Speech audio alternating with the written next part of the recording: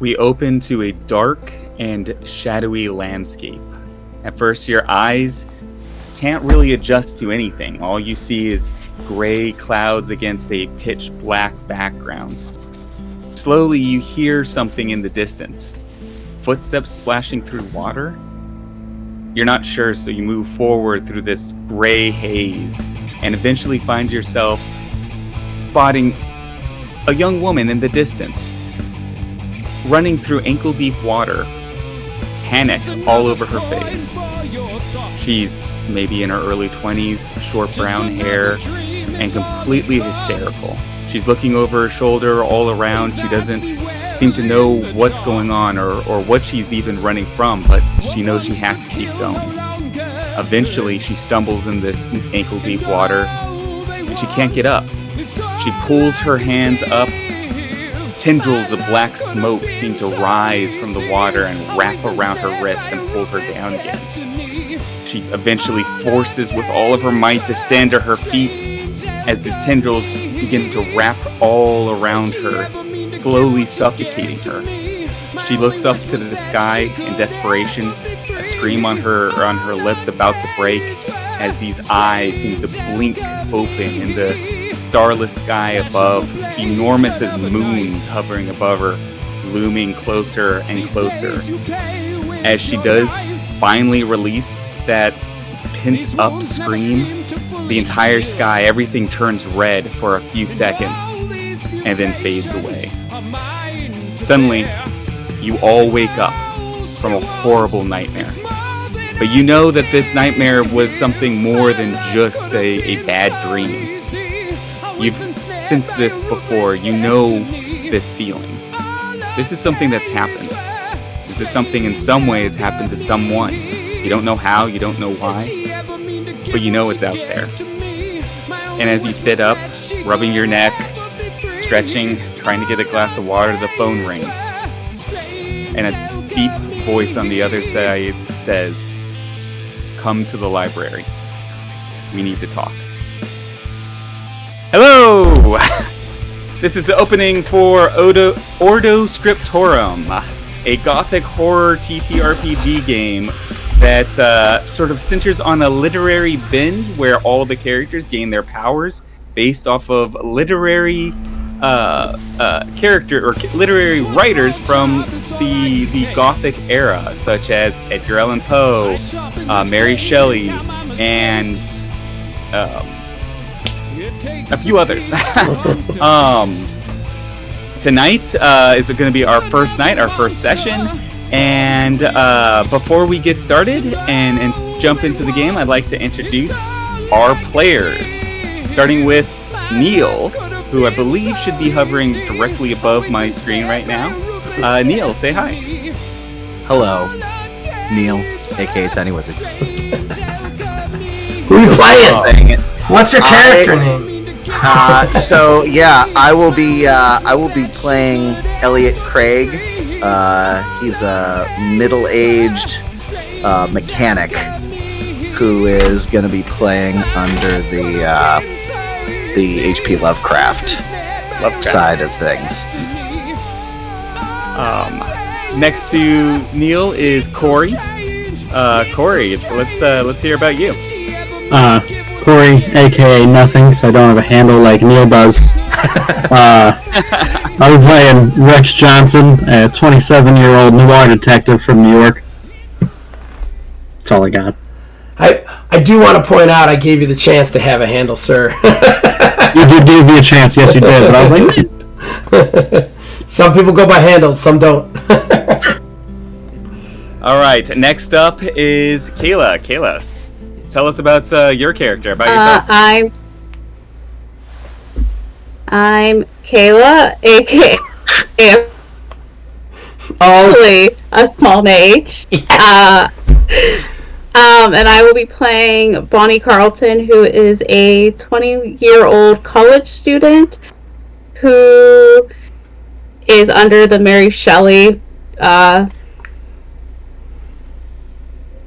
torches, that is trying to discover everything about this whole other world. And finally, we have Zach, Old Man Gaming, the channel of which we are on. Zach, say hi. Hi, I'm so excited to play. My character's Preston Thaddeus Howlett. He's going to be super annoying. Everybody's going to hate him. It's going to be so much fun. I'm finally getting to play my game. It's so exciting. It's so exciting. I'm a player. Yay. All right. And of course, I am the narrator / GM, Ash from the Wizard's Respite, also a.k.a. Wiz. Also the website that this airs on, just so that everybody knows. It's a dual ownership of the TTRPG stuff. Really looking forward to this game. This is an original game that Zach and I have been working on for a while, and we're both so excited to be playing it, to have these players. This is going to be a lot of fun, very scary, hopefully, very much a horror game. Are you guys ready to be scared? No. Sure. Yeah. Just a normal day on the Zach farm. I just wake up scared. Gambit of reactions there.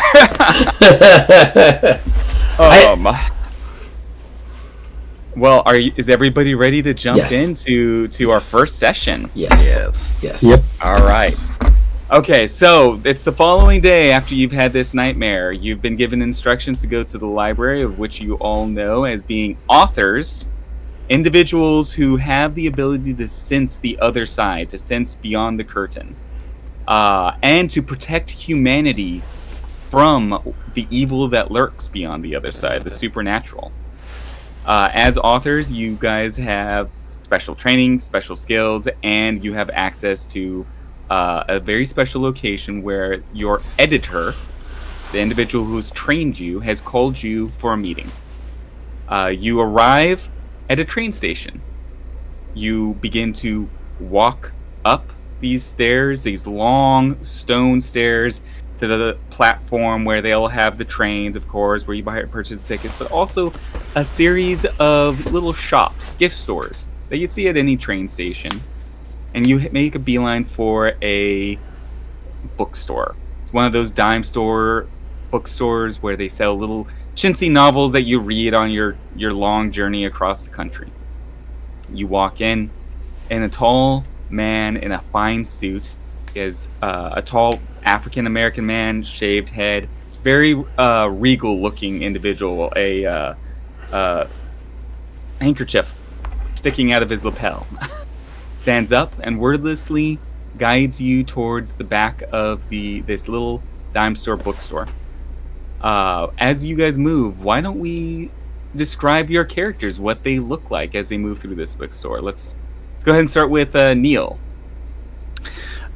So Elliot is middle-aged, black hair just starting to gray a little bit, about 5'8", average build.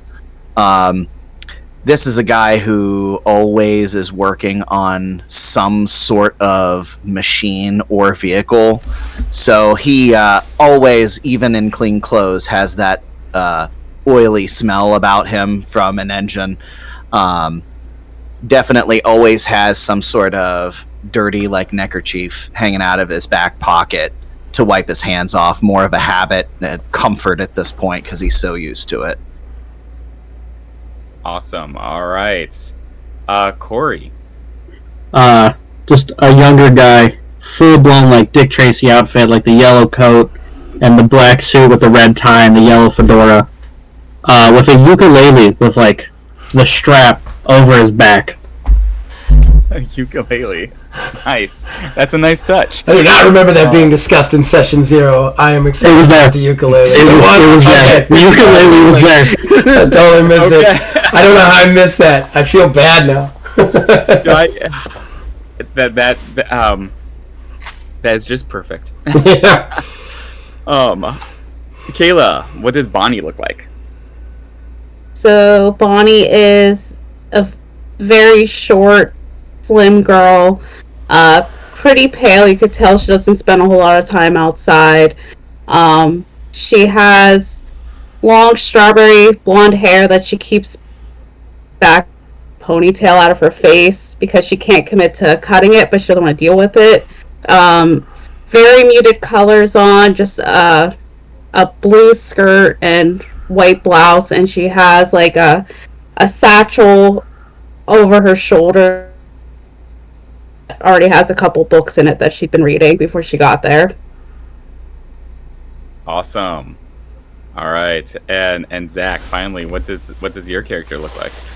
Preston Thaddeus Howlett is dressed to the nines. If I recall correctly, the era that we're playing in is the 1950s. 1950s, yes. 1950s. So he like straight up looks like Gatsby, like but young, like a young Gatsby, like 23. He's got blonde hair, slicked back, really nicely kept, piercing blue eyes, jawline that could cut glass. Like he is just doesn't look anything like me. Just pretty all the way. He is alabaster skin, like too white, like he never tans. Very kind of like stringy rich kid, and like I said, just the most rich outfit he could possibly be in. His chin is always up, and he is always judging those around him. Quite a dandy young man. Preston's a right douchebag. All right. The man leading you to the back of the bookstore is named Charles Wheat. You've gotten to know him very well over the last several months as he's trained you in the various ways of the Ordo Scriptorium. The organization, the group you guys are a part of as authors, dedicated to the protection of humanity. As he takes you to the back of the room, you find yourself in front of a large oaken bookcase. On this bookcase are the classics, from Mary Shelley to Poe to Bram Stoker, Lovecraft. All of them are there, which is very out of character for the rest of these dime store cheap cowboy western sort of novels all over the place. He then reaches up and pulls a few novels out slightly, one at a time, and the bookcase recedes and slides to the right. You guys see a spiral staircase in a long tunnel leading down. The walls are a white polished tile that give off a very Art Deco vibe. You guys travel down to the library below, which is a large sprawling area filled with books. More of the same tiles along the walls, a large table along the center. This is where you guys have met over the last several months to train, to learn your abilities, to learn the history, what little history remains of the Ordo, and to learn what your purpose is with these powers. He stands before you, envelope on the table before him, and says, I have some unfortunate news. We have been tracking a herald. An individual like yourself several months ago with the potential of becoming an author. Someone who was able to see beyond the veil, beyond the supernatural, and to retain their sanity. The last few days I have been trying to pinpoint their exact location, and I have narrowed it down to a single town. But before I was able to make the journey to communicate with them, to reveal to them our identity, to the Ordo Scriptorium, and try to initiate them into our world, they vanished last night. I know that something has happened, and I know that heralds are often the target of the supernatural, of stalkers. I believe that whoever this herald may have been was hunted and slain by one of these stalkers. I'm charging you to go on your first hunt and investigate what may have happened to that herald. Now, the little information I've been able to gather is in this envelope, along with train tickets to a nearby city. Unfortunately, there are no trains or roads leading to this town. Veiled Bluff is quite isolated. It's a old fishing village. But about a decade ago, or a few decades ago, around the turn of the century, a college for the creative arts was established there. People send their children if they are lucrative enough to afford the tuition, and he has a little bit of a pointed look towards Preston. And they learn the finer arts of painting, sculpture, literature, the like. As far as I can tell, that's all I've been able to glean thus far off this village. But if anything comes up, I will gather it. You may check in with me, give me a call here at the library. Do you have any questions so far? Preston raises his hand. You did say that this person is already deceased, correct? Why are we going to this backwater town? Can't we find something more pressing to do in the city with people where I can, be clean? I assure you, this small village has all of the amenities, such as showers and baths, that you might need in order to remain moderately clean. A small village with amenities. I put to you that sentence is an oxymoron. He takes a deep breath and closes his eyes for a moment. As it stands, problem child. Though this herald has passed away, I believe it is a result of a stalker. A stalker still on the loose, and a stalker that will kill again, because that is their nature. They hunt us. And that is why you, as authors, must go there, find its identity, and slay the monster. Now, are there any questions pertaining to your mission specifically? He starts to raise his hand, and then you finish that sentence, and he puts it back down.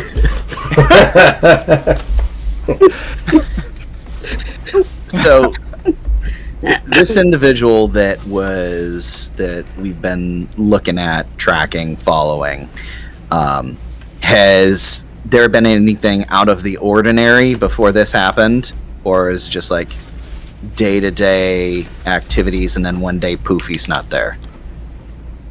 As an editor, I gain some sense of where heralds come into being. You were all heralds when you first encountered the supernatural, and then I, as I said, became aware of your existence. I became aware that a new mind has pierced the veil and was able to withstand its sanity-inducing chaos. I knew they were in Maine, and I was eventually able to track down their specific location, but before I was able to make the journey out to locate them, they disappeared. The most likely reason for that is death. You can't unsee the supernatural. You can't unlearn this once you've taken the step into becoming a herald. So they were out over in Maine, and where exactly are we again in this town? Where is this located? Are we all still in Maine?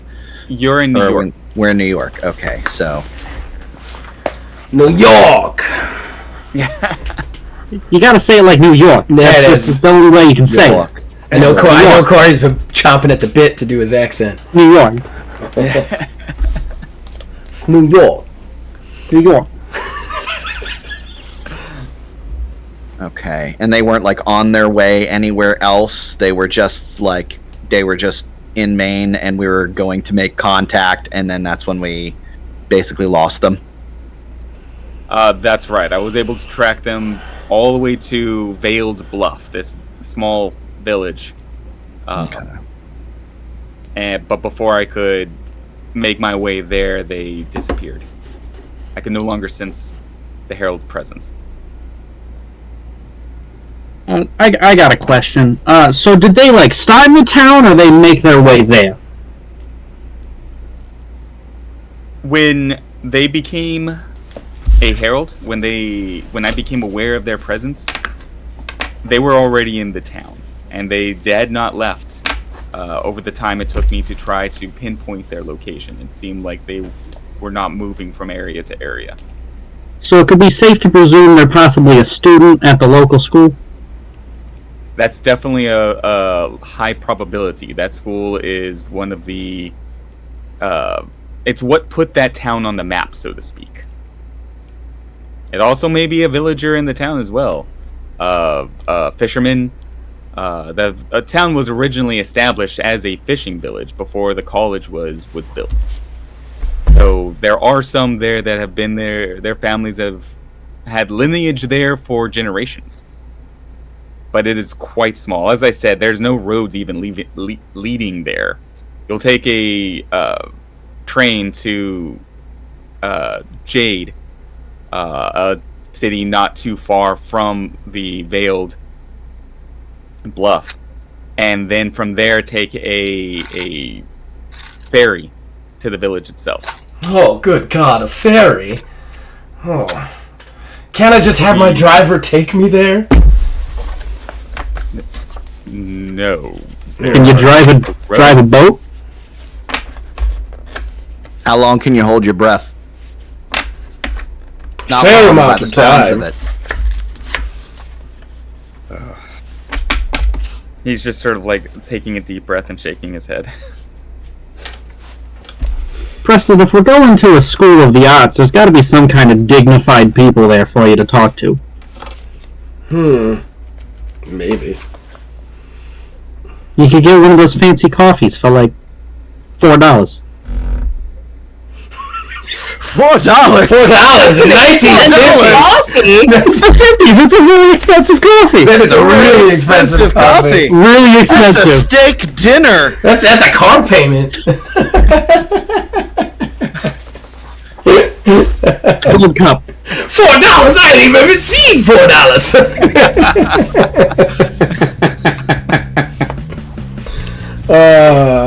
That's good. Oh, no. Okay, Preston's ready. Any other questions?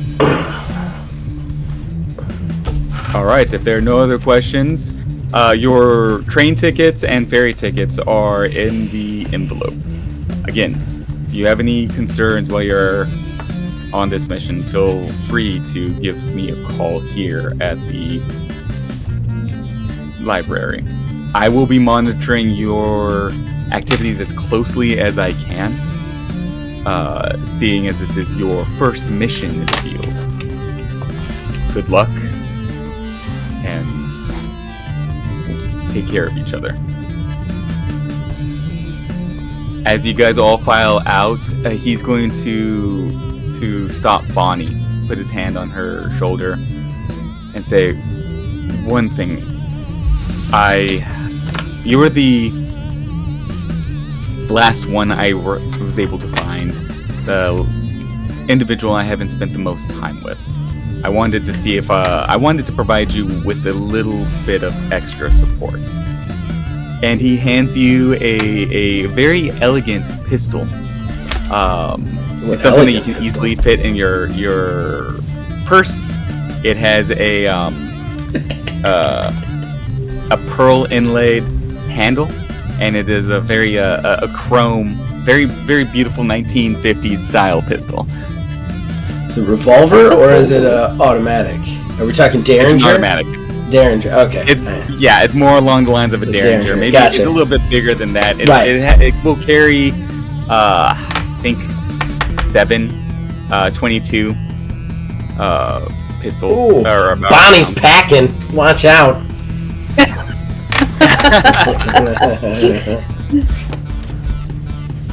Okay. She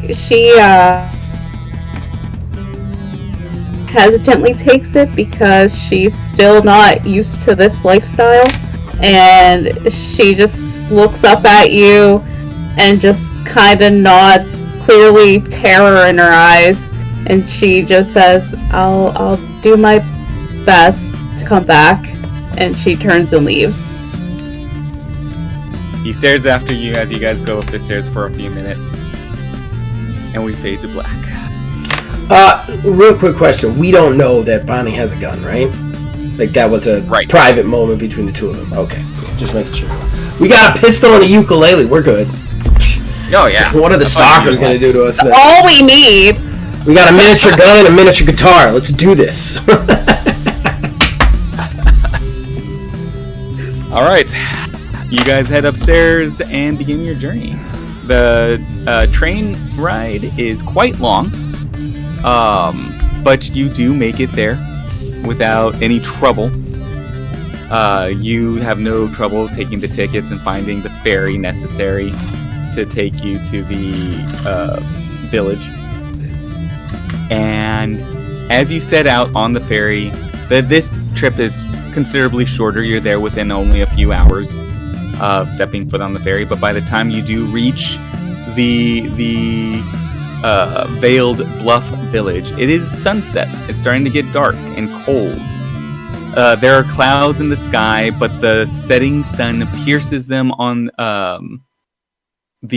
across the mountains behind the village. You see a village surrounded by forests. It's autumn, so the leaves are changing. It's quite a beautiful sight as you approach from the sea and see the sun setting behind it and all the red leaves sort of lighting up. But there's this darkness above you. All the clouds are heavy, and you get a little bit of a foreboding feeling in the pit of your stomach as the ship docks and you embark on your first mission. Did we potentially get a name or an address of the potential herald as a starting point? You did not. Okay. You know that it's likely that they had died in this village. Okay. Okay. Got it. So I would think that making the assumption that this individual was a student going to the school and asking if there's anybody that seemingly just miraculously stopped showing up to classes might be a good place to start. Preston would come up with that if he wasn't so bothered by the fact that there's mud everywhere and he just doesn't like the ferry. He's making those kind of noises. I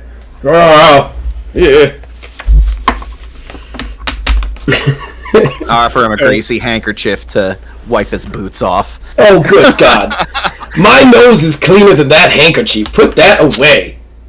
He replaces the mud with oil. Right.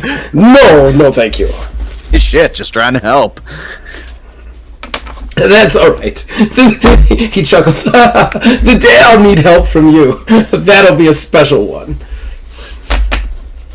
Can I, like, when we get off the ferry, is there some kind of, like, town message board or anything?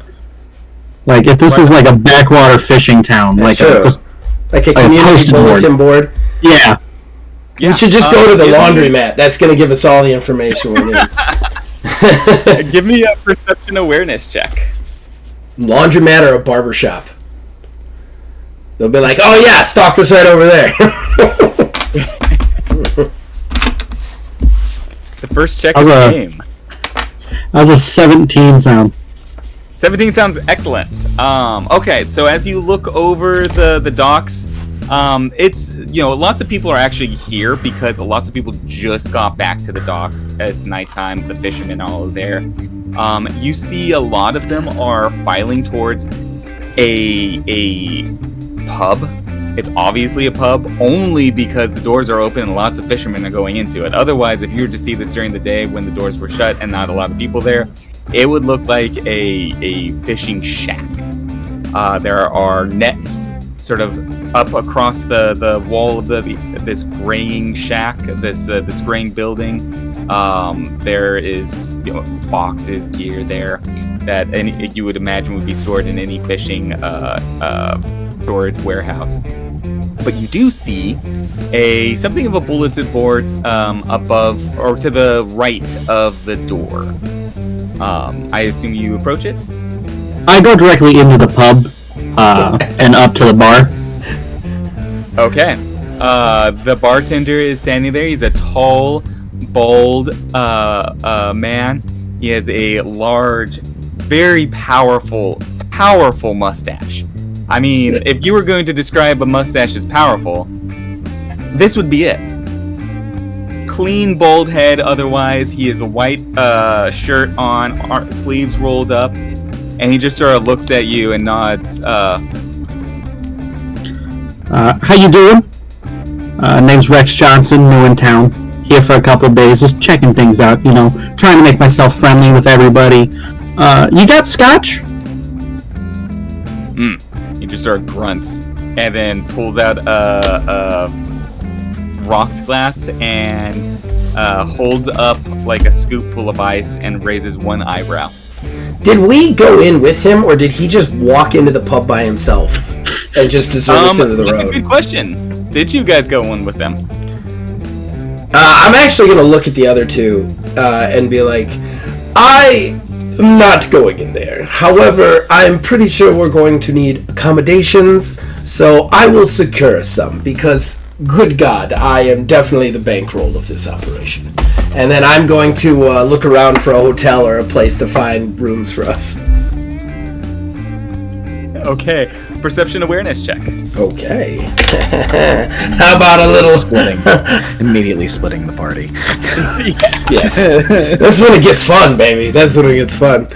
Okay. Perception awareness. I do not have awareness, so I have legitimately put myself wrong. What's the difficulty? Oh, thank you. The difficulty is going to be, let's say, actually 10. It's not terribly hard, but you're also on the docks at the moment. Let me ask you a question. Could I sub merchant for awareness because I'm looking for commerce, as in a hotel? Yeah. Okay. I can make that make sense. Yay. Yeah, that works. I have a 14. Okay. So Thank God he can find a hotel, because if he couldn't find a hotel, we are all in trouble with him. I'm like, oh no. Preston had one job, which was find a large building where people pay to stay, which you would think would be advertised. I do not know. Found a hotel. I got lost. Here's a box. Here's a box. I put together a makeshift twig shanty for you. Just stay on the boat. I don't know what Bonnie and Elliot are doing though. Well, okay, real quick for you with your merchant skill, you're able to kind of just know how towns are laid out. And That makes sense. I'm super intelligent. Yeah, I mean, you know where the town center is, and you can probably figure out that there'd be some kind of inn or hotel there. And I'm cracking up because Kayla lost her shit. So you're able to find a small, very small hotel. This is like a boutique hotel. Okay. Without any trouble. What is Bonnie doing? She follows into the pub and notices the message, the little community board off to the right. Okay. On the community board, you see all kinds of random things, like people posting for jobs, like a fishing hand here. Maybe somebody needs a bagger at the local grocery store. Stuff like that. Odds and ends. The grandmother is looking for somebody to mow her yard. You do also see a notice inviting the community to go to the college. Ethereum is the name of the college. And the invitation is for a vigil. It is a candlelight vigil that the community at large is invited to go to. All right, and Neil, remind me, what was your character's name again? Elliot Craig. Elliot's. What is Elliot doing? So, because I imagine him with his, like, if I could have a 0 charisma, I would. Just goes to, like, the first fisherman that he makes eye contact with and just walks up. Y'all seen any weird shit lately?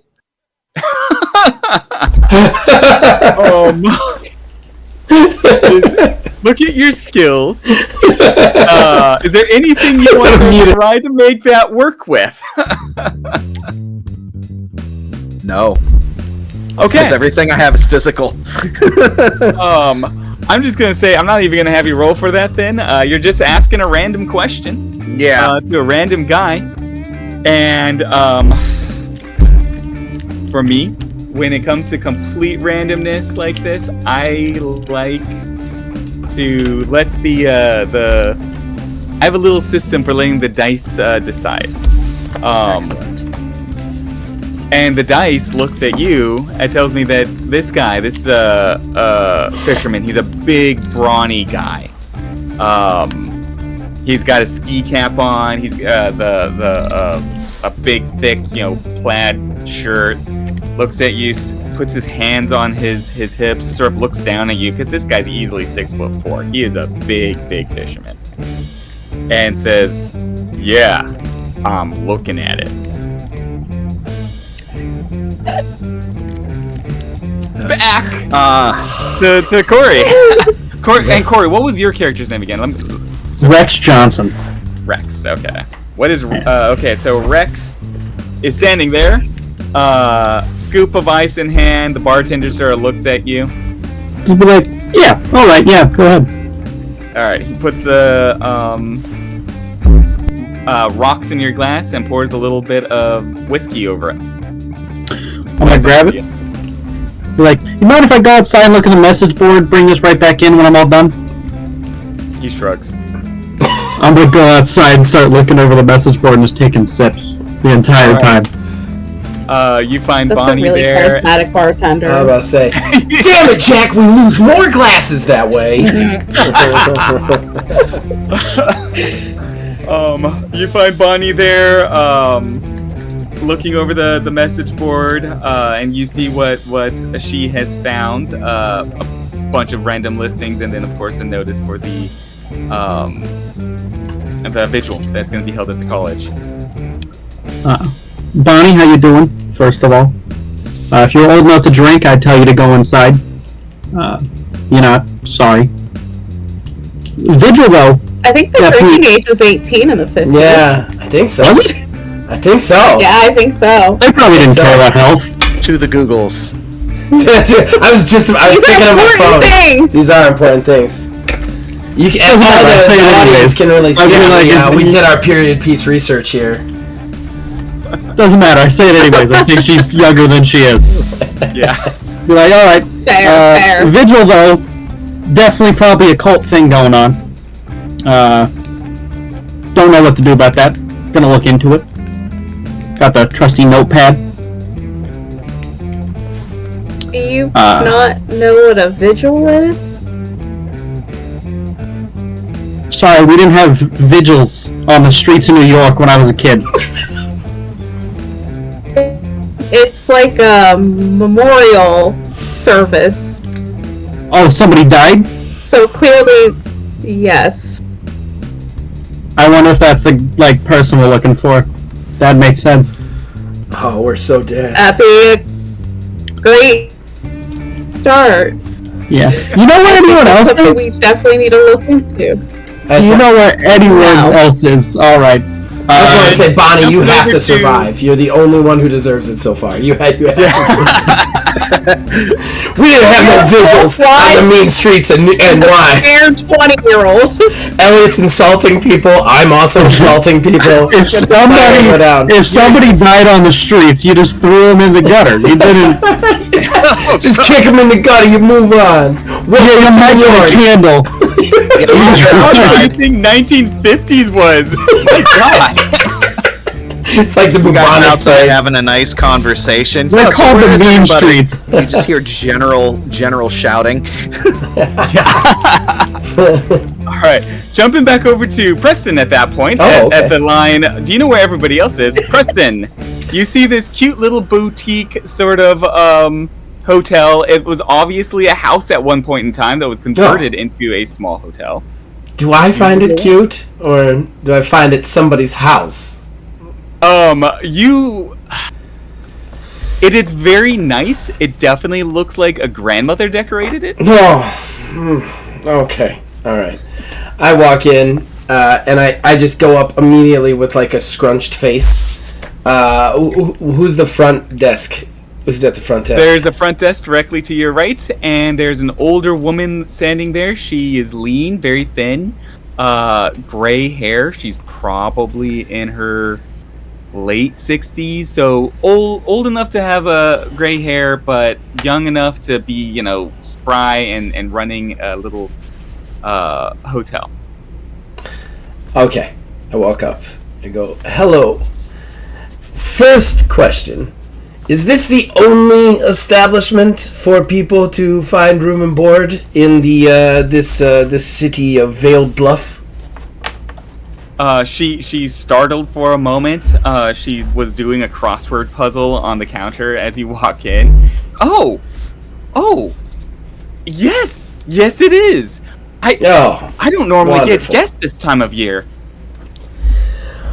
Well, we're from out of town, and I don't really need to explain that to you. How much for a room? Four rooms. Oh, and she'll give you the answer according to probably, I think for the 1950s, for 4 rooms, probably, I'd say probably like $20 bucks. Well, we're on a finance Yeah, it's system, 20. so how much? Yeah, I know, but we'll go ahead and roll that out if you want to pay for it. Oh no, he doesn't want to pay for it. He's going to negotiate her down. She's great. He's rich. He doesn't pay for things. He looks at her and goes, "Oh, that much? Yeah, we'll say... Milady, look at those doilies. Are you serious? That much?" I tell you what I'm willing to give you, since it's the off season. I'm willing to give you, and then he just like offers a ridiculous little like half number sort of thing. And I'm looking to do merchant and charisma. Yep. Go ahead, roll merchant charisma. And Oh! the is gonna be... Quick question. Don't even worry about the difficulty yet. Quick question. Just for, because I know that we're probably going to play more than once, but are we considering one hunt a session? No. I will, like, in terms of like a momentum. Well, my Fortuna too, because I have the 6 Fortuna. They would refresh at the beginning of the next session. But I would think it would be the same rules as momentum, right? So every session, yeah, I don't know. I think that's a little like I feel like since they're torches, they should be for the whole hunt almost. Yeah. Okay. So are you talking about switching out torches? I have enraged her. Then I have only got no, not switching out. I have 6 dice that I can replace. Oh, gotcha. I've already rolled them. I can replace those numbers. Kind of like Portnits from frickin' D&D.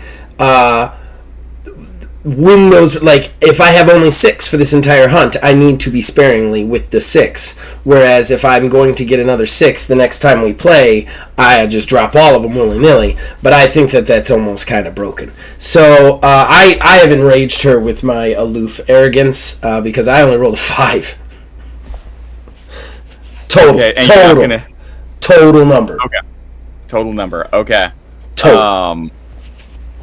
So yeah, that does that. She looks at you and she's just like, well, I mean, those are my grandmother's toilies. They've been in our family since the early 1800s. I am sorry, sir, but our prices are firm. I see what I've done. I've made a faux pas. Your doilies are, of course, of some sort of weird intrinsic value to you that does not make sense because they are shoddily made and terrible. That's fine. I will pay full price. I have no problems with that. And I'm going to... so what, should I drop by like a finance point then? Well, we're gonna... Or do you want to roll? Because I figure... Okay. You'd have to roll under 5. That's not how the finance rules work. Right. Now, I'm sorry, not under. Because you have to beat the roll, right, for the finance roll. You have to This beat. is a new rule that we Yes, just added. yeah, you're right. This is relatively new to the game. You set the difficulty depending on how much money it would be, and I have to beat that with my finance. But anytime I leverage finance, I drop my finance, period, by 1. And then when I gain significant amounts of money or wealth, my finance goes up, so that we don't have to constantly go like, it's $20 and I have exactly $102.36 and shit like that. So you just have finance between 1 and 20, and that's it. So I have a 9. So my roll will be plus 9. So if it's below a 9, then I can just leverage the finance and drop it by 1, basically. Yeah, and the difficulty, because you I'm going to even say because her price is her price. So the difficulty was going to be like a 5. It's just a hotel room. Right. So yeah, just drop the finance down 1 because it's impossible for you to not be able to beat that. Okay. With a 9. I'm down to 8. Same. Okay. Almost the same financial level as us plebs here. On your way down. Don't worry. I'll make it back. If we run out of money, I vote making Zach mow old ladies' lawns. All right. So you got your hotel room.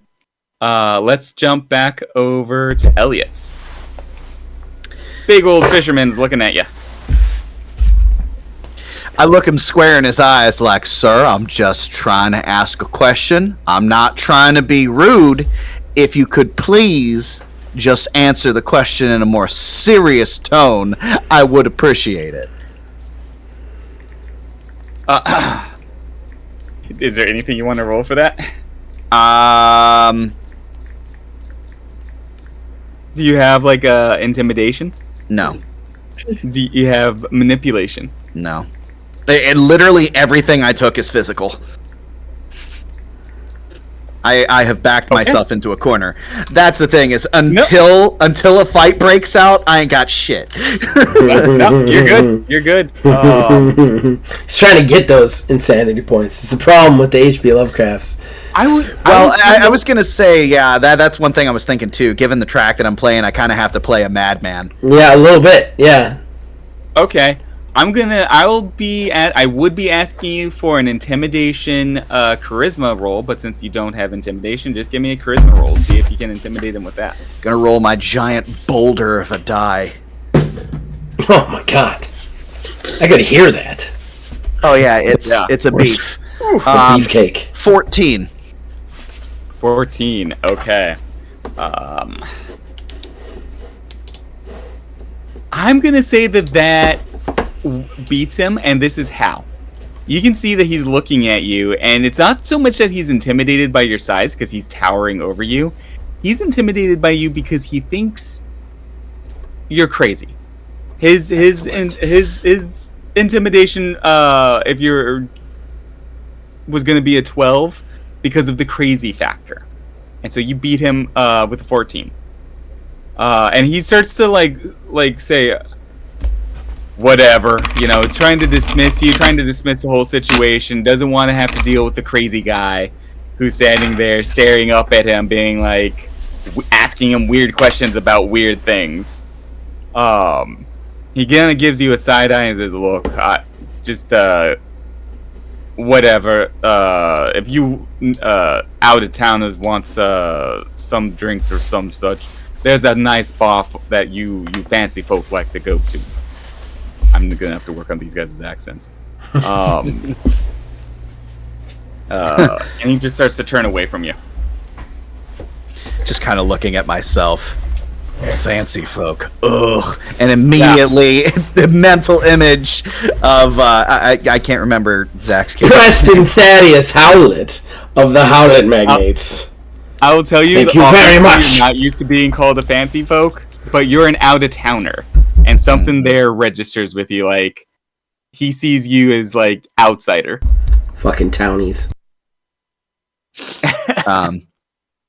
So I'm assuming I'm not too far away from, like, the bar area, so I'm just gonna go meet up with everybody at the board. These guys are assholes. Have you seen Preston around? Probably shouldn't have him walking around if all these people are like real antagonistic. I am headed back by now with the 4 keys. He has a special way to get under people's skin. We'll say that Preston will reach them very shortly. Is there anything Bonnie wants to do with this? She wants to go. She decides to try to go in the pub and ask the bartender about the vigil that the college is holding to see if he would know anything. Okay, you go into the bar, you go up to the bartender. It's pretty packed in there at this point. There's a lot of fishermen standing around. And the bartender looks down at you. And he just sort of nods his head up. Does that chin jet?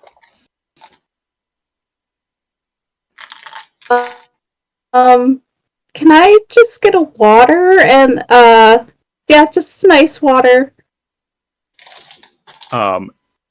He pulls out a pint glass, puts ice in it, turns around, pours water straight out of the tap because it's the 1950s. There's no bottled water here.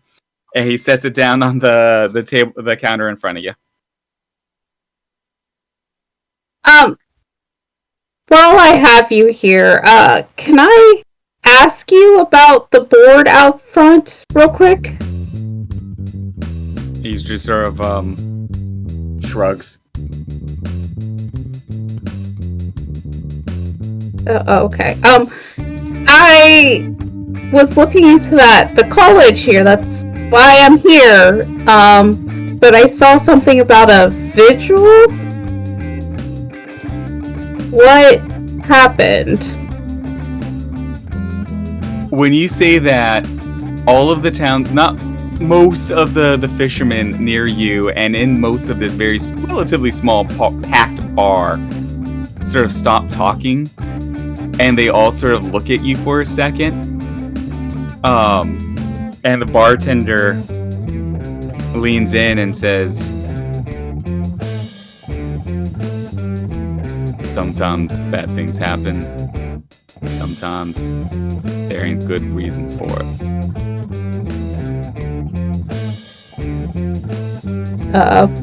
Bonnie just glances around at the fisherman and then back at the bartender and just kind of nods, unsure of his cryptic message to her. He then leans. You know what? He's gonna do something.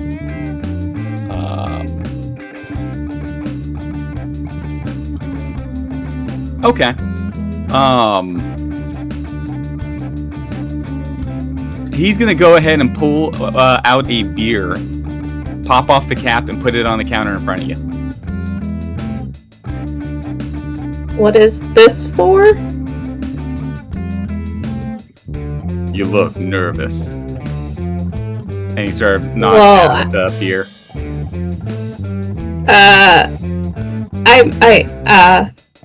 Thanks. And she nervously takes it. You know, it's just that I'm not from here, so, and seeing something like that's a little alarming for a school that I was looking at, so I just had some questions. You're thinking about going to that school. As soon as the bartender says that, everybody starts talking again. They turn away from you. They just start going back into their own conversations. And he says, "I don't know what your parents have gotten you into, some artsy stuff or whatever. But, yeah, those fellas up at the school are awfully broken up. Town doesn't like seeing a young woman pass away in any manner. It's been a sad time for this town. A lot of people have awfully raw nerves at the moment." What happened to her? He just sort of shrugs. And just sort of says, "She was taken by our Lord far too early in life." And he sort of turns away from you at that point and starts like pretending to clean the bar.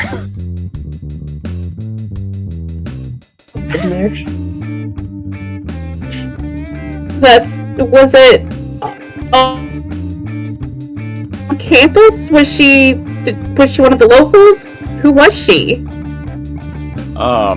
No, is all you get out of him at the moment. Unless you want to try and roll for something. Wait, he said, oh, well, I don't know. I don't know if that would be something that you would be able to look into, but that's kind of me metagaming. I don't know. I was there. I'm super manipulator. I wanted to be there. But I'd have some follow-ups. I do have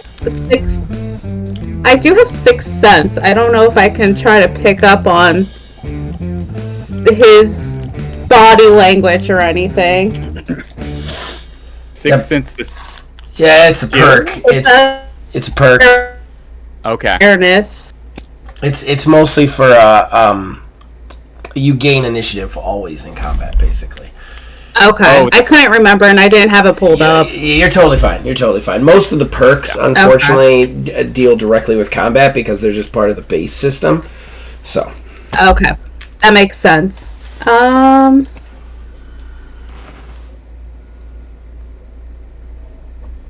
What if I try to use perception? I have a 3. You need an attribute and a skill. Like awareness, perception? Yes. Yeah. Yeah, that would work. Okay. Go ahead and do an awareness and perception check. So you're combining your skill and your attributes, awareness and perception.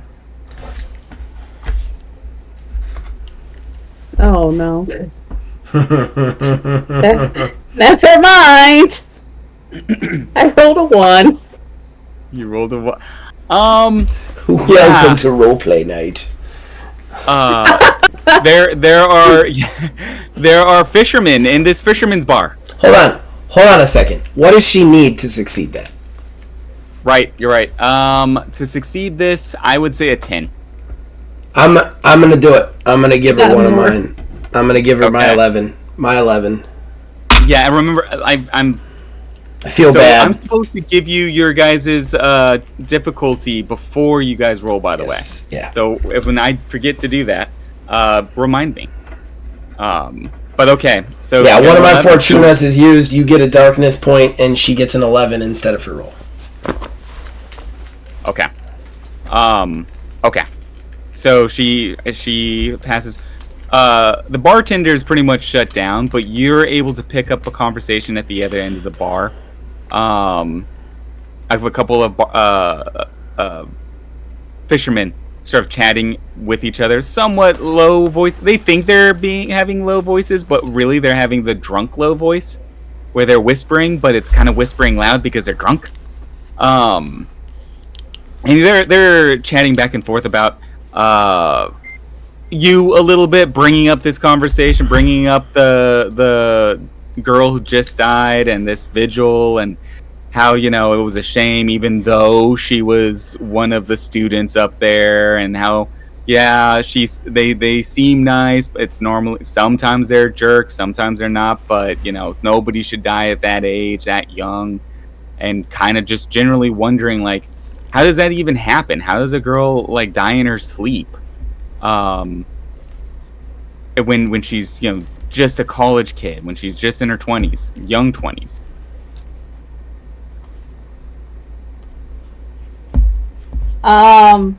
Hearing that, I don't even realize that I had just been, like, eavesdropping, essentially, and I move a bit closer to the fisherman, and I'm like, her sleep, so they just found her, and it was in her sleep.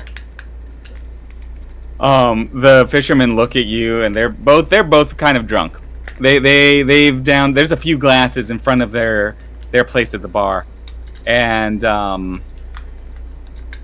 let's see. They're gonna be. You're not. You're not really being manipulative here, so you're not pushing on them, and they're just sort of. So they're kind of like just sort of staring at you for a second, and like, it's not polite to eavesdrop on a conversation. That's my drunk person's accent, by the way. That was something.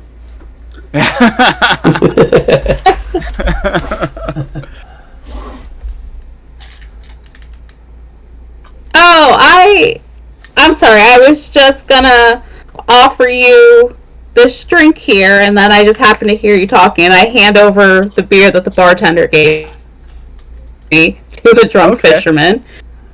Roll a manipulation charisma check, and the DC, the challenge will be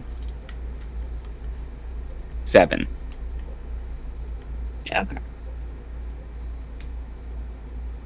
15. Okay. They look down at you. You see like a little bit of a smile reaches all the way up to their eyes. They're drunk. They're happy. Ish. The booze are warming them at least. And you can kind of see like this sort of fatherly sort of like smile on their face. They're like, okay, it's a kid, and they're giving me a beer. I don't know. The paper in town said something about the young girl passing away, finding her the next morning. The chief of police hasn't been very communicative or whatnot with the rest of us. All I know is that it's a damn shame and kind of a dark shadow on this town. Feels like we gotta get those every so often, and every time it does, it's a hard one. These shadows compound, and it gets real sad around here. This is not the accent I want for this guy, but So I want to point out the only one not making the- comments about your accent is you. I'm I think we're all okay with them. I'm trying to do that main accent. That's tough. Sometimes That's tough. that is better. That's tough. yeah, those are hard. That's It tough. just sounds like Forrest Gump. Yeah, it's kind of going in that direction. That's a hard one to do. Those like in between. It's like trying to do the Philly accent. It's tough. Yeah. I'm gonna have to watch Pet Cemetery like on. Whew. Okay. That's a choice. It is a choice.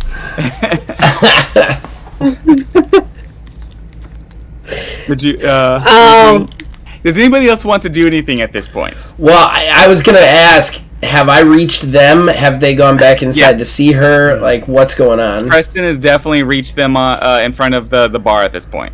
Okay.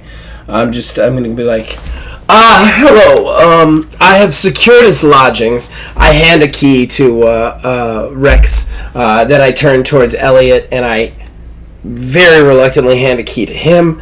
And then I look to see that I have 2 more keys in my hand, and I go, wait a second. Are there really only 3 of us? I thought there was 4 of us. Yes! Some stuff in the key into my coat. Be like, no, you're right. There's 4. Yellow one's inside. You 2 Unrelated left drink. her inside in there. Well, she just walked in. I was finishing my drink. I was looking at the board, trying to figure things out, doing our job.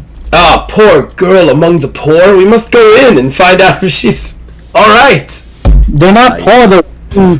They make a living wage. Ah, so you mean poor. And then he just walks past you through the door.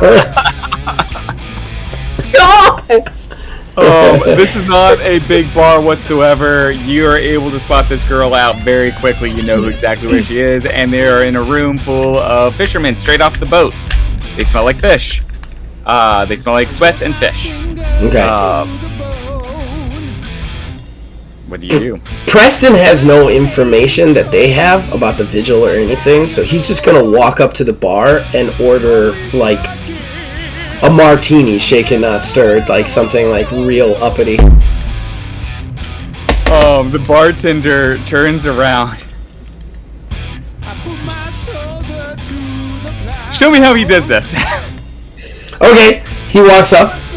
He is going to lay on some charm because he is realizing that he has to start charming people. And he kind of learned his lesson with the old lady at the hotel. So he's going to walk up to him and be like, my good man, I would like your finest martini, shaken, not stirred. And then when he turns around and he sees the mustache, he's going to go, my God, what a glorious, powerful mustache.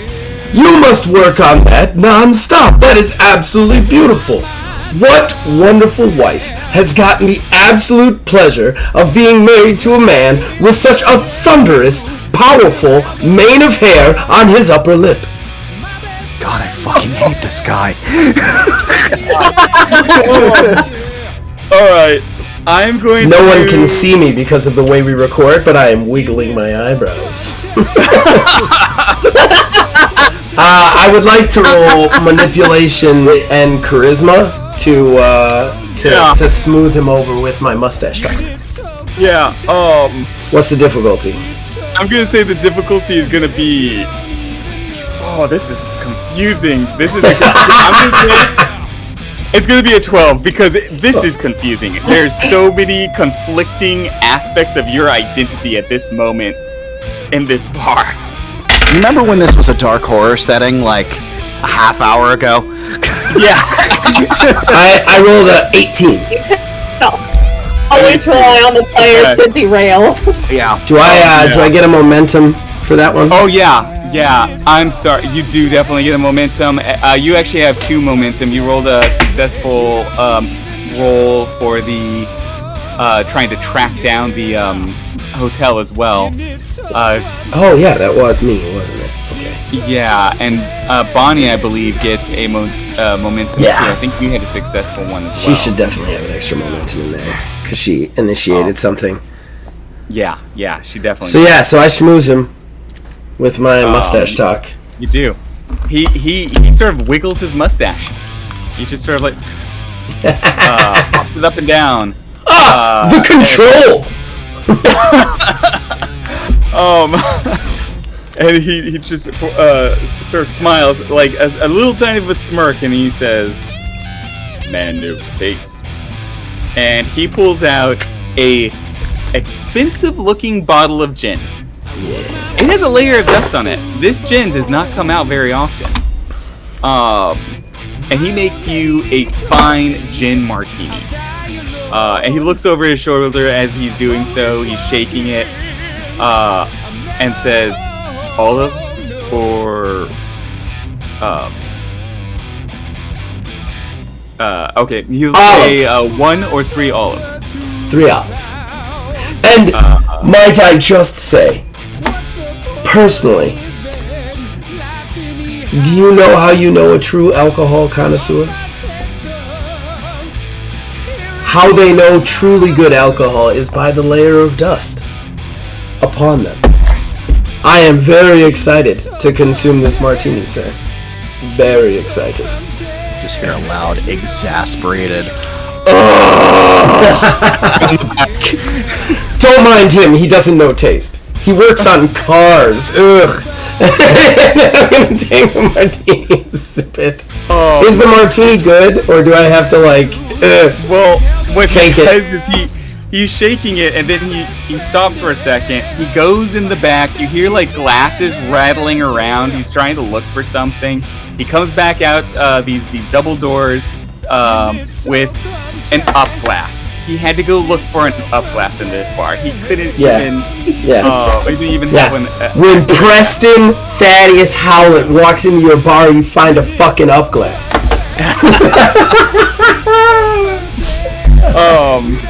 He pours the martini, and it is a fantastic gin martini. Oh, nice. I must say, sir, my apologies to you. And my apologies to you because I would have never walked into this establishment and thought in a million years that I would find one of the finest martinis that I have ever enjoyed in my 23 years of existence. But you, sir, have proven me not only wrong, but a fool. And I thank you. And then he continues to sip.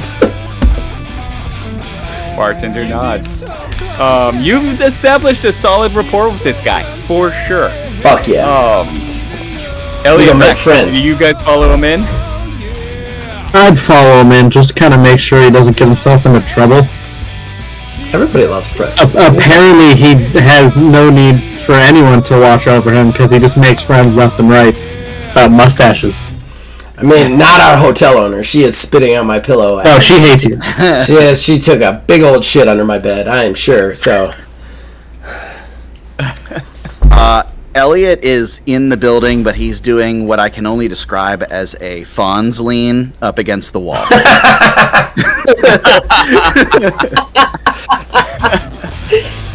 That's going to be a new perk in the next version of the game. Yes. Fonz lean. Oh. Yeah, alright, that's perfect. Okay. Fonzline. Okay. Anything else, Preston? We have the two guys in there with you. Well, and Rex went to Bonnie, if I recall correctly, right? No, I've been standing. Oh, okay. Do I overhear what's going on with Bonnie and the two fishermen? Yeah, I'd say you definitely be hearing at very least the tail end of that conversation. Okay. So you know about the vigil, and you know that this young girl passed away, and the town's kind of like all feels like everybody in the town has a dark cloud hanging over them as a result. It's kind of is what you've heard. Okay. I'm going to pretend to get super sad now after I've formed this bond with the bartender, and I'm just going to look at him and go, unfortunately, my good man, as wonderful as this martini is, and the night that you have made, I am here on rather dour business. I have come to see about a vigil and picking up some belongings of my sister. I have been informed that she's no longer with us. Oh, wow. Okay. I'm definitely gonna make you roll a manipulation charisma check for that shit. Yeah. But the difficulty is gonna be considerably. You've really established a rapport with this guy, so I'm gonna say the difficulty. I mean, you earned it. You've earned a 5. Oh, I pass. I pass. Yeah. I pass with flying colors. Didn't even need to roll, but I pass with flying colors. This guy. Yeah. He sort of frowns and he puts a hand on your shoulder, sort of pats you. He's a pretty powerful guy, so you feel the pats pretty well through your shoulder. Sorry for your loss. Thank you, my good man. She was a wayward soul, artistic. We didn't get He'll pull out along. a whiskey glass and fill it up, and he'll sort of raise a toast to you with her. He goes into a long story that never happened about how he got along with her and they shared a puppy when they were kids, and he remembered when the puppy died, she cried and he comforted her, and they sat by a dock and watched the sun go down. It's like 15 straight minutes of just bullshit about a sister that he never had, basically. Oh, wow, okay. This is what he does. This is his only use to you guys. I'm telling you right now, when we get into combat, I'm the first to fucking die and run away. I'm telling you that right now. Nobody be impressed, because this is it. This is his one trick. The bartender, he listens to you, and as the story goes on, because you just nailed that, you've just been nailing this guy over and over again with your charisma.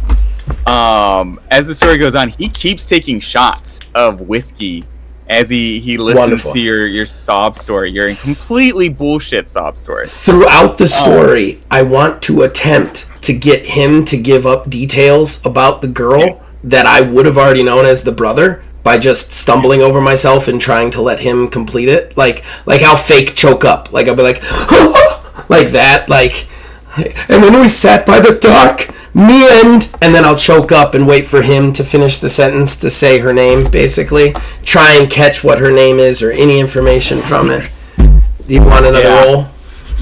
Yeah. Okay. That's gonna be a little bit trickier, so I'm gonna say that's a 10. Okay. Because that's a lot of heavy manipulation. You're trying to push him into something. It's happening. Just get used to it. Manipulation charisma, right? Yeah, manipulation charisma. 25.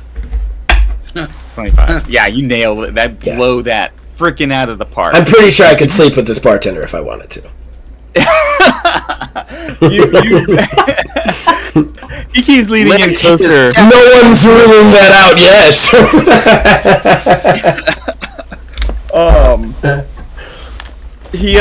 yet. You nailed this out of the park. You managed to like manipulate him. You're playing this guy like a fiddle. Okay. And he'll sort of address, he'll say things like I never met Peggy myself. Peggy. What was his name? Johnny was real sweet on her. He's he's a fisherman here. He worked with Dad, and he was a good kid. He's all broken up about this. He comes in. He hasn't been in since they found her, but I'm actually going to say at that point, Johnny, I had no idea. Peggy. Whoa. Okay, all right. All the faces shifted for a second, but we're okay.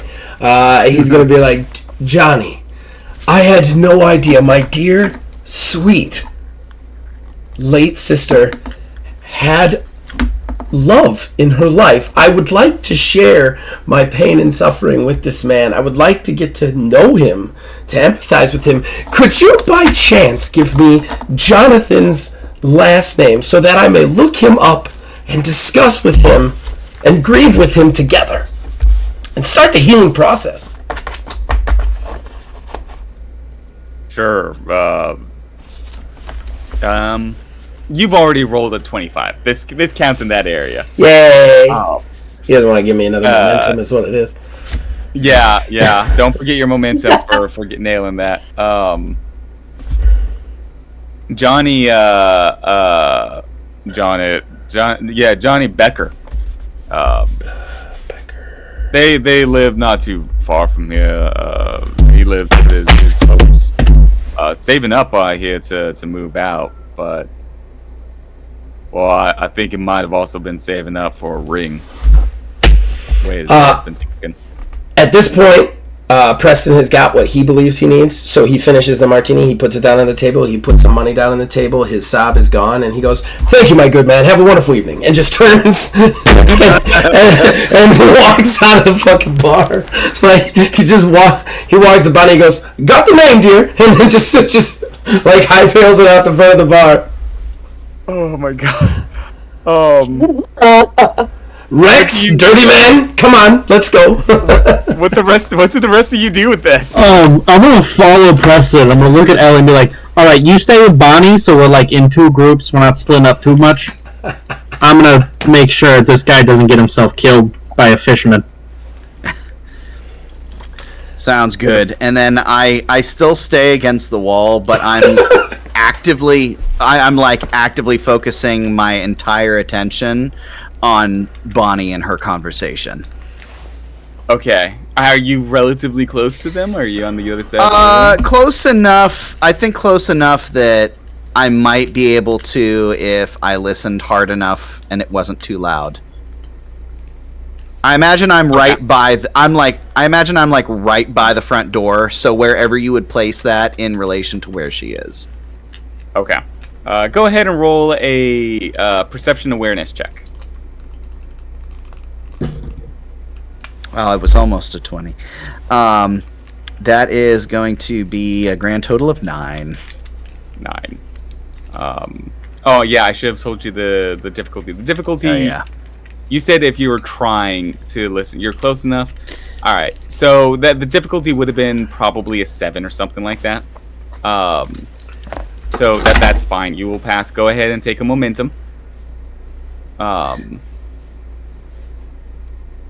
Bonnie, what do? You just heard you heard Preston like say that over your shoulder. He's got the name and walks out. I am absolutely mortified. So I look at my two fisherman friends now, and I'm like, let me get you two a round of beers, and I really gotta get going. And I flag down the bartender to order a couple beers. Bartender doesn't even look. He's staring after Preston. Like, the doors swung open, and he's just, like, he's had a few whiskeys, and he heard this sob story, and now he's like, he doesn't even know what to do with it. He's, like, just staring at the Felt like he was used. Yeah. That's how Preston leaves him, baby. That's how Preston leaves him. She's just like, excuse me, sorry, gentlemen, I really have to go. But she like digs through her purse and hands them a few dollars each. And I'm like, next round on me. I have to leave, and she hurries out. All right. She just gives them money. Here's money. Don't be mad at me. I want them to be my friend. It's alright, I'll introduce you to the bartender. He's my friend. I'm not his friend, but he's my friend. We'll see what he feels about that in the morning. I'll talk my way out of it. I'll be like, I went quickly to see Johnny. Do you follow Bonnie out? Yeah, I would say everybody's basically done here. What time is it? All right, by now, after all of these interactions, you guys were right at sunset, which would have been probably around 5:30 this time of year. Okay. So we're probably looking at more like 7. Okay. You guys have been doing a bunch of stuff, walking around, getting hotel rooms, right? Insulting. I actually thought it was gonna be. I actually thought it was gonna be later, but so is the vigil? I didn't ever find out when the vigil was. Is the vigil tonight? The vigil's tonight. Oh, okay. Was there a time on the poster? Yeah, we'll say it was probably gonna start. Vigils like this. Let's say 8 o'clock. That seems pretty reasonable for a vigil like this. It'll be very dark by then. It is a candlelight vigil. Alright. Knowing that, if I'm following Preston out, I'm gonna be yelling like, "Hey, Preston! Howlett! I'll stop. Yes? The kid ain't gonna be there. If he's looking for his girlfriend, he's gonna be at her, the thingy with the candles that we didn't have." Ah, yes, the vigil. Good point. I didn't realize it was tonight. That's because you didn't read the poster like all of us. No, I didn't. I mean, but you did that. That's why I'm with you. That's how you guys contributed. All right. I don't understand why you're getting mad. We both did our parts. I'm not mad. I mean, we both did our parts. We accomplished a lot together. You talked about a guy's mustache. I found clues and led us to where we need to go. I gracefully manipulated the locals to give us extra information, and you read some. That's exactly. We both had our roles, and we accomplished them perfectly. Just deadpan. I hope you get mugged tonight. Oh. If I do, I know it'll be you grease monkey. Ouch! That was... Oh. Anyways, play it will remember that. Telltale game. We're in a Telltale game. Does this seem like a town that would have some kind of pawn shop or a gun store You'd have to look around. Do like a. I would say you'd have to spend some time, and at least a little bit of time, and then roll a perception awareness check as you're trying to look around the town. Or You're could I just standing on the docks. grab somebody and ask them? Yeah, I'd say there's All right. fishermen around. It's still. I'm gonna walk up to the youngest looking guy. Okay. That is relatively my size. Yeah, you're not gonna have a problem fighting that. That's not even a necessary check because And, you're right in front of the bar. Got it. And then I'm gonna walk up to him and be like, question for you. You guys got like a pawn shop or a gun store or something around here? Yeah, as a matter of fact, we do. You looking to do some hunting? Because Phil's Hunting Supplies offers a pretty wide selection. Alright, yeah, where's that at? It's down off of Mulberry Street. Alrighty, I'm gonna take a stroll on down to Mulberry Street. Thank you very much for letting me get that information off you. I'll hand him a couple bucks and be like, have a round on me for being such a stand-up citizen. Oh, A stand-up citizen. Here's where you get your firearms, new person who's never been here before.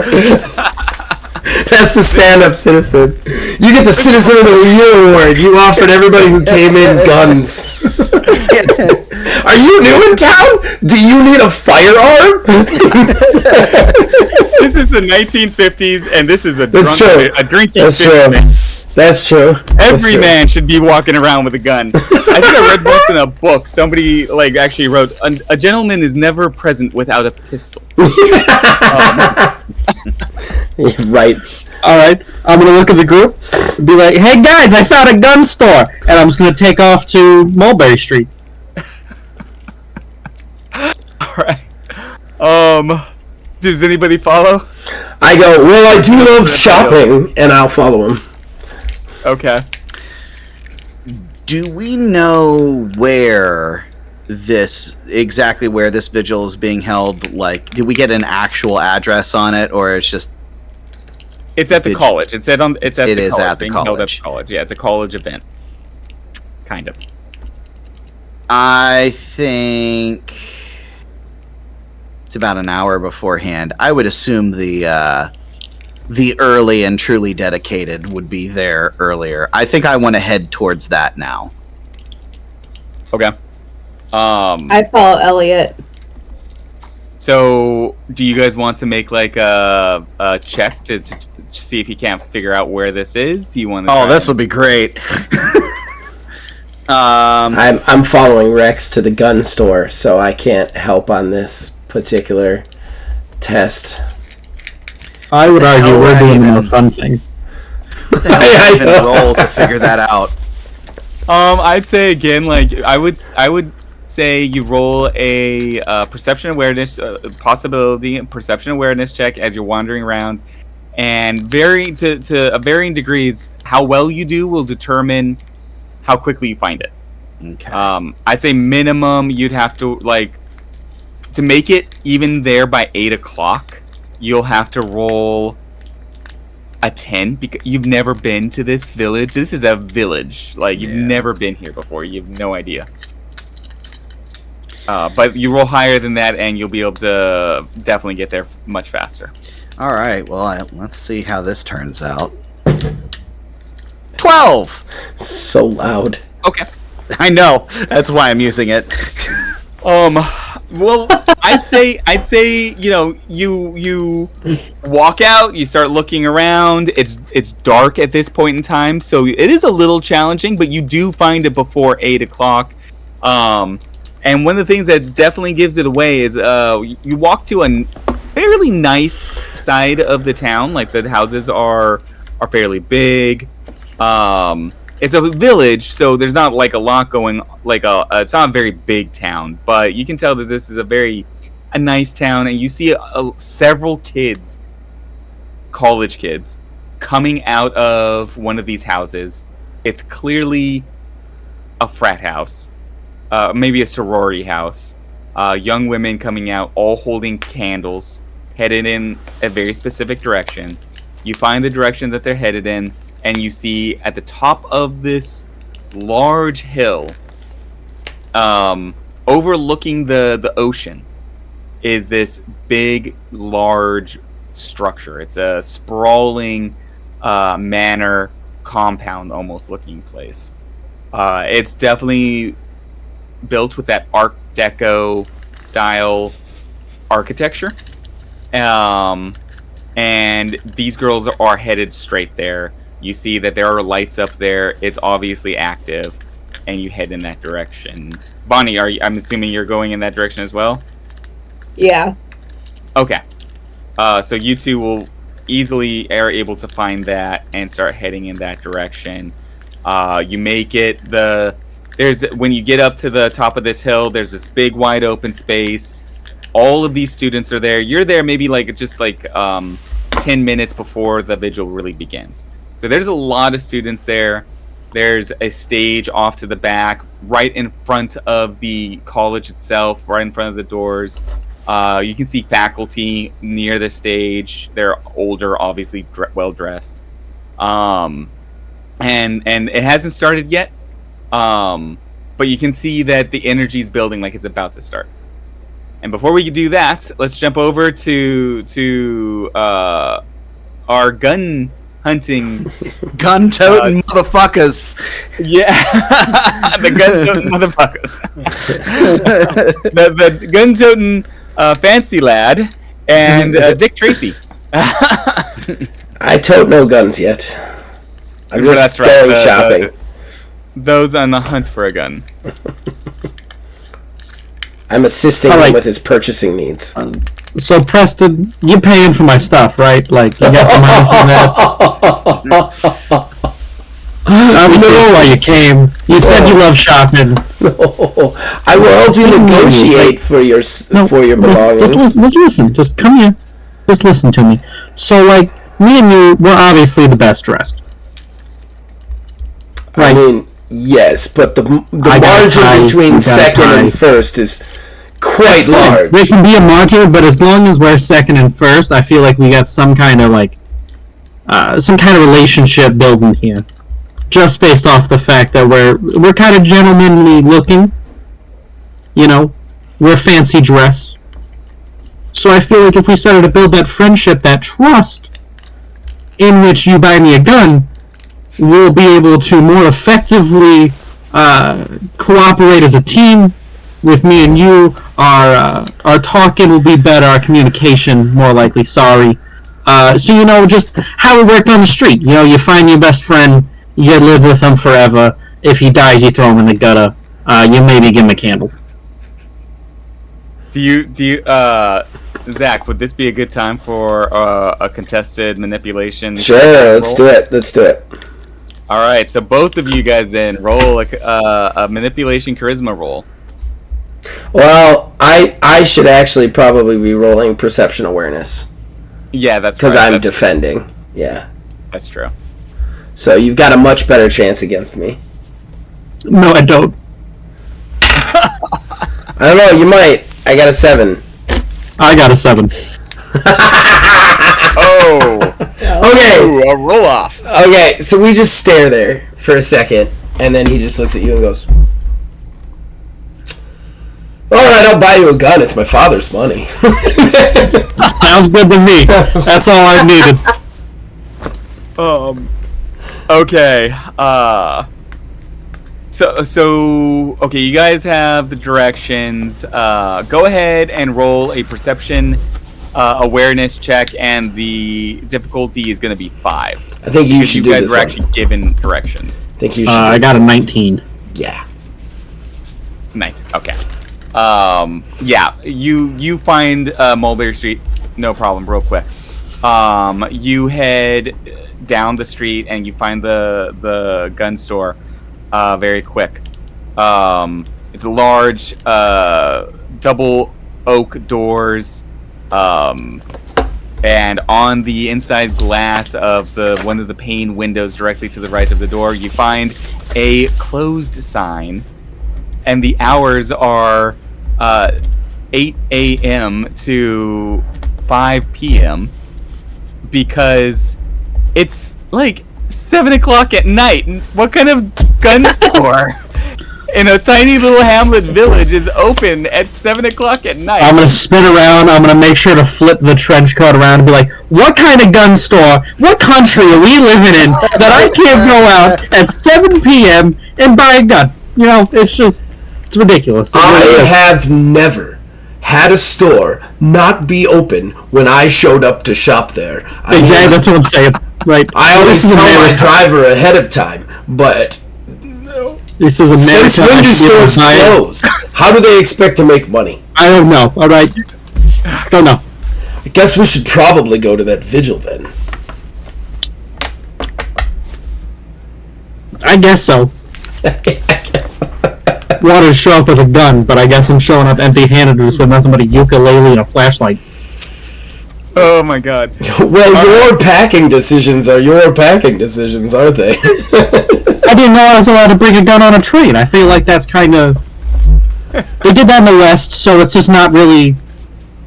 It's 1952, when we live in an America in which we can't bring a firearm on a mode of mass transportation. I will be no longer proud to be an American. Well, you know what? We live in America, and I can't even buy a gun past 5 p.m., so, I mean, what country are we really in? That would be like not being able to smoke on an airplane. Are you kidding? Exactly. Ugh. It's ridiculous. Oh my god. Okay. And then we just sing the Star Spangled Banner the whole way there. I flip the ukulele around and just start strumming. and as the two fanciest dressed men walk down the street singing the Star Spangled Banner and trying to uplift their spirits over their woes of not being able to purchase a gun at 7 o'clock at night in the middle of a rural community that everybody goes to bed at 9 a.m. Or 9 p.m. I was about to say 9 a.m. They're not getting stuff done. I go to bed at 9 a.m. Preston goes to bed at 9 a.m. You guys walk down the street, and I believe that would be a good time for us to end our session now. That's great. It's great.